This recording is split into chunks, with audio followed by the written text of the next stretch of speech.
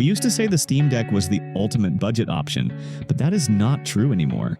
You can no longer just buy a Steam Deck. So, if you refuse to pay nearly $1,000 just to play some older PC games and emulate your childhood favorites, you have to look outside the Windows and Linux ecosystem. That brings us straight to the high-end Android market, which has quietly become the best alternative. Right now, the two devices that actually make sense are the Retroid Pocket 6 and the AYN Odin 3. Now, as a quick disclaimer, an Android handheld is never going to replace your Steam Deck or Ally in a general way. But if you care about gaming as a whole, they absolutely can take their place. Just look at the Retroid Pocket 6. Even though Retroid recently had to bump up the price, it is still the best budget escape route. For under $250 for the 8GB, you are getting a Snapdragon 8 Gen 2 chip inside a really pocketable shell with a 5.5-inch AMOLED screen. If your goal is strictly retro gaming, this is where you stop looking. It handles PlayStation 2 and GameCube flawlessly. You can upscale games to look incredible on that OLED panel, and the battery life is great because it is a dedicated mobile chip doing what it does best. 8GB model is perfectly fine for retro emulation with some small Windows games on the side, but it means you are hitting a hard wall if you want to push into heavy PC games. I am not saying that you can't run any PC games with it, it's just that your mileage may vary. You may see stutters and lags more often in games after a long session. If you want a bigger screen and do not want to spend Odin 3 level money, the Odin 2 portal is the perfect middle ground. I know it's not in the title, but I had to include the Odin 2 portal if we are talking about the Retroid Pocket 6.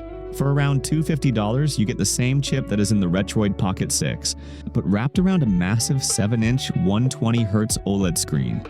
Because the portal has a much thicker body, the chip gets to breathe. It stays cooler under pressure, which means you actually squeeze better performance than the Pocket 6. This is the device you buy if you do not care about putting a handheld in your pocket.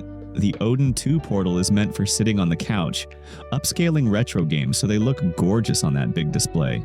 Plus, that big screen is a lifesaver for PC games. PC games are built for monitors, so trying to read tiny UI text or inventory menus on a small pocket handheld gets tiring. On the portal, all of that text is readable. It is a bit flat though, and you might want to buy a grip for comfort, but the screen size alone makes it a fantastic in-home console. But if you are someone who just can't live without some of your PC games, that is where the AYN Odin 3 comes in. If you want a true Steam Deck Mini that can actually play your PC backlog well, this is the device you look at. It uses the newer Snapdragon 8 Elite chip, and it fundamentally changes what an Android handheld can do. I am not just talking about tiny indie games.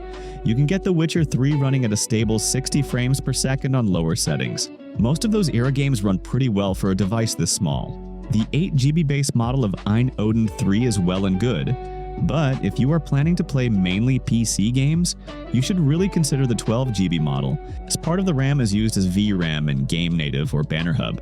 If you are still unsatisfied with the performance, know that it will only get better with improvements to Turnip drivers.